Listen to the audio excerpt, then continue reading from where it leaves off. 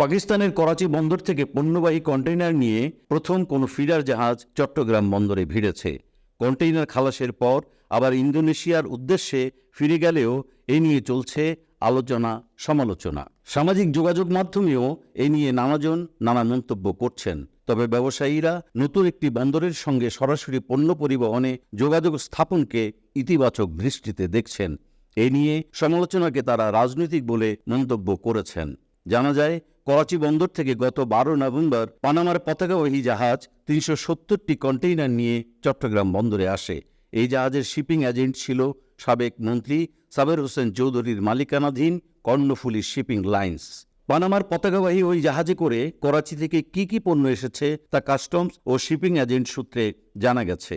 Dubai থেকে আসার পথে করাচি বন্দর থেকে 297টি একক কন্টেইনার লোড করা হয়। দুবাই থেকে আনা হয় 73টি একক কন্টেইনার। সব মিলিয়ে 370টি কন্টেইনার নিয়ে জাহাজটি চট্টগ্রাম বন্দরে আসে। করাচি থেকে আসা কন্টেইনারে 337 টন শিল্পের কাঁচামাল ও ভোগ্যপণ্য ছিল।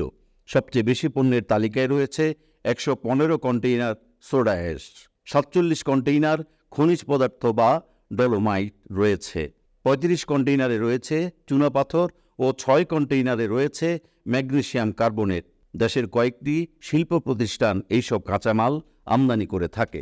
এছাড়াও রয়েছে কাঁচ শিল্পের কাঁচামাল, ভাঙা কাঁচ, 10 একক কন্টেইনার রপ্তানিমুখী পোশাক শিল্পের কাপড়, রংসহ নানা কাঁচামাল রয়েছে 28 টিউএস কন্টেইনারে।